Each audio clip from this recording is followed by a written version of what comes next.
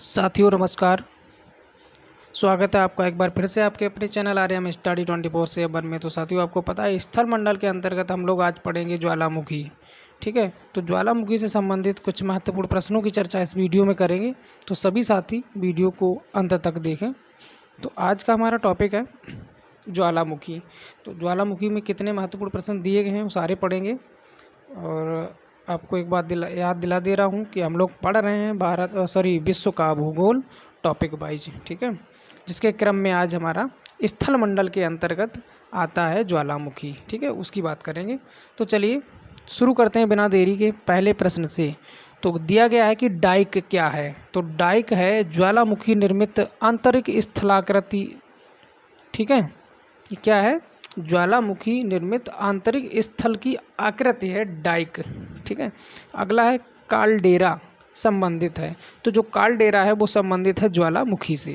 अगला है वह कौन सा महाद्वीप है जहाँ एक भी ज्वालामुखी नहीं है। तो ये साथियों है ऑस्ट्रेलिया, जहाँ पर एक भी ज्वालामुखी नहीं है। चलिए आगे बढ़ते हैं। अग्निवलय यानी सर्किल ऑफ फायर, अग्निवलय किसे कहा जाता है? तो प्रशांत परिमेखला को कहा जाता है अग्निवलय। अगला है लैकोलिथ संबंधित है। तो लैकोलिथ संबंधित है ज्वालामुखी से। आगे बढ़ते हैं। पेले अश्रु, पेले अश्रु की उत्पत्ति कब होती है? तो पेले अश्रु की उत्पत्ति होती है ज्वालामुखी उद्गार के समय। अगला है ज्वालामुखी से सबसे अधिक कौन सी गैस निकलती है? ये भी एक महत्वपूर्ण प्रश्न है कि ज्वालामुखी जब फटता है तो उसके अंदर से कौन सी गैस निकलती है। तो साथियों जलवाष्प की बात हो रही है, तो यहाँ पर जलवाष्प निकलती है, आपको याद रखना है। थोड़ा सा ज्ञान देखते हैं क्या है इसमें। तो इसमें कहा गया है कि ज्वालामुखी विस्फोट से निकलने वाली गैसों में जलवाष्प की मात्रा सबसे अधिक पाई जाती है। ठीक है, इसके अतिरिक्त कार्बन डाइऑक्साइड है ना, और sulphur dioxide, hydrogen sulphide, hydrogen carbon monoxide और हाइड्रोजन क्लोराइड, हाइड्रोजन फ्लोराइड तथा हीलियम अन्य प्रमुख गैसें निकलती हैं। तो इतनी सारी गैसें निकलती हैं, लेकिन मुख्यतः सबसे ज़्यादा अगर कोई गैस निकलती है तो वो है जलवाष्प। जलवाष्प की मात्रा सबसे अधिक होती है ज्वालामुखी विस्फोट में। ठीक है, अब बढ़ते हैं आगे। तो अगला प्रश्न देखिए क्या कह रहा है। चलिए साथियों पढ़िए अगला प्रश्न। इसमें कहा गया है लावा के ठोस होने के फलस्वरूप पृथ्वी के अंदर निर्मित चट्टानों को कहते हैं। तो प्लूटोनिक चट्टानें कहते हैं। ठीक है, अगला प्रश्न देखिए। ज्वालामुखी पर्वत माउंट सेंट हेलेंस कहाँ स्थित है? तो ये संयुक्त राज्य अमेरिका में स्थित है। और अगला प्रश्न ऑब्जेक्टिव है मौना लोआ एक सक्रिय ज्वालामुखी है। तो ये कहाँ का है ये आपको बताना है। मौना लोआ एक सक्रिय, ठीक है, ज्वालामुखी हम लोग पढ़ रहे हैं। इसमें अगर आएगा तो हम लोग देखेंगे कौन से सक्रिय कौन से सुषुप्त ज्वालामुखी होते हैं। अगर नहीं आता तो अलग से एक वीडियो बनाएंगे। चलिए प्रश्न का उत्तर दें। मौना लोआ एक सक्रिय ज्वालामुखी है, तो ये कहाँ का है ये आपको बताना है। पहला ऑप्शन है अलास्का का, बी ऑप्शन है हवाई का, और सी ऑप्शन है इटली का, और डी जापान। चलिए बताइए कौन सा होगा। तो इसका आंसर आपका हो जाएगा हवाई का। ठीक है, तो हवाई का जो है मौना लोआ एक सक्रिय ज्वालामुखी है। आगे बढ़ते हैं। इसमें भी एक ऑब्जेक्टिव प्रश्न है। चलिए, संसार का सर्वाधिक सक्रिय ज्वालामुखी, पूरे संसार की बात हो रही है, तो बताइए कौन सा सक्रिय ज्वालामुखी है। तो ऑप्शन ए है कोटोपैंसी, बी है फ्यूजियामा, और सी किलायू, और डी ऑप्शन आपका विसुवियस। चलिए कौन सा ऑप्शन सही होगा।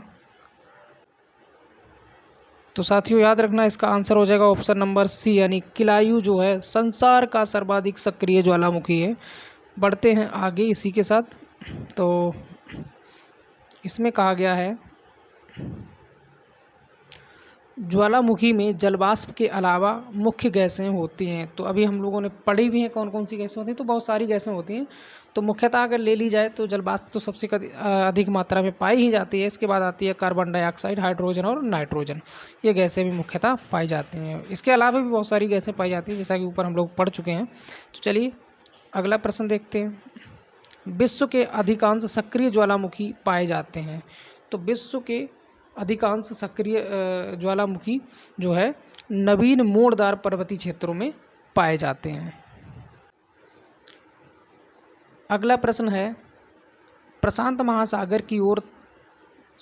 महासागर के चारों तरफ स्थित ज्वालामुखी की पेटी को क्या कहा जाता है? तो इसे कहा जाता है अग्नि श्रृंखला। अगला प्रश्न है, लंबे समय तक शांत रहने के पश्चात विस्फोट होने वाला ज्वालामुखी क्या कहलाता है? तो साथियों एक बार फिर से देखिए प्रश्न को, लंबे समय तक शांत रहने के बाद विस्फोट होने वाला ज्वालामुखी क्या कहलाता है? ये सुषुप्त होता है साथियों, ये नहीं पता चलेगा ये विस्फोट होगा या नहीं होगा, लेकिन अचानक से एकदम से जो है विस्फोट होता है, ऐसे ज्वालामुखी को हम लोग क्या कहेंगे? सुषुप्त ज्वालामुखी। ठीक है। किसे प्रकृति का सुरक्षा वाल्व कहा जाता है? तो साथियों ज्वालामुखी को जो है प्रकृति का सुरक्षा वाल्व कहा जाता है। किस ज्वालामुखी में अक्सर उद्गार होती रहती है? तो साथियों जागृत ज्वालामुखी जो होते हैं उनमें अक्सर उद्गार होती रहती है। अगला है, क्रेटर तथा काल्डेरा स्थलाकृतियाँ किससे संबंधित हैं? तो साथियों क्रेटर तथा काल्डेरा स्थलाकृतियाँ जो हैं वो ज्वालामुखी की क्रिया से संबंधित हैं। अगला है कोटोपैक्सी, ये भी एक ज्वालामुखी है और कहाँ स्थित है? तो ये इक्वाडोर में स्थित है कोटोपैक्सी ज्वालामुखी। ठीक है। अगला है, ज्वालामुखी की सक्रियता अधिक पाई जाती है? तो साथियों जापान में पाई जाती है ज्वालामुखी की सक्रियता सबसे अधिक। ठीक है। संसार का सर्वाधिक सक्रिय ज्वालामुखी किलायु, जैसा कि ऊपर हम लोग पढ़ भी चुके हैं। अगला है, ज्वाला खंडास्मी क्या होता है? तो ये होता है तप्त शैल के टुकड़े और लावा। अगला है, पेले के बाल का संबंध किस प्रकार के ज्वालामुखी से है? तो इसका जो है संबंध हवाई तुल्य से है। अगला है, क्रेटर मुख्यतः किस आकृति के होते हैं? तो ये शंक्वाकार होते हैं। कौन सी गैस ज्वालामुखी उद्भेदन के समय नहीं निकलती है? तो साथियों याद रखना ऑक्सीजन नहीं निकलती, बाकी बहुत सारी गैसें हैं, आप लोग ऊपर देख सकते हैं। ठीक है। ऑक्सीजन गैस जो है ज्वालामुखी उद्भेदन में नहीं निकलती है। अगला प्रश्न है, विश्व का सबसे ऊंचा सक्रिय ज्वालामुखी कौन सा है? तो ऊंचे की बात हो रही है तो ये कोटोपैक्सी हो जाएगा। ठीक है। और अगला है, पृथ्वी की सतह के नीचे द्रवीभूत सेल कहलाता है? तो ये मैग्मा कहलाता है। अगला प्रश्न है, विश्व का सबसे ऊंचा ज्वालामुखी पर्वत कोटोपैक्सी कहाँ स्थित है? ये तो आपको पता ही हो गया कि कोटोपैक्सी जो है विश्व का सबसे ऊंचा ज्वालामुखी है। ठीक है। लेकिन कहाँ स्थित है ये इक्वाडोर में स्थित है। ठीक है। और कैसा ज्वालामुखी है? सक्रिय ज्वालामुखी है। कोटोपैक्सी की बात हो रही है तो कोटोपैक्सी सक्रिय ज्वालामुखी है और इक्वाडोर में पाया जाता है। अगला प्रश्न है, स्टाम्बोली किस प्रकार का ज्वालामुखी है? तो ये एक जागृत ज्वालामुखी है। चलिए आगे बढ़ते हैं। अगला प्रश्न कह रहा है, मृत ज्वालामुखी किलिमंजारो किस देश में स्थित है? तो साथियों यहाँ पर ये भी चल रहा पता कि किलिमंजारो एक मृत ज्वालामुखी है और किस देश में है? तो ये तंजानिया में है। फ्यूजियामा किस देश का ज्वालामुखी है? तो ये जापान का है। फ्यूजियामा कहाँ का? जापान का। अगला प्रश्न है, किस ज्वालामुखी को भूमध्य सागर का प्रकाश स्तंभ कहा जाता है? तो ये स्टाम्बोली। ठीक है। स्टाम्बोली को जो है भूमध्य सागर का प्रकाश स्तंभ कहा जाता है। इसके बाद आपका आता है फोसा मैग्ना है। तो ये क्या है? तो फोसा मैग्ना एक ज्वालामुखी है। एयरबस ज्वालामुखी कहाँ स्थित है? तो एयरबस ज्वालामुखी अंटार्कटिका महाद्वीप में स्थित है।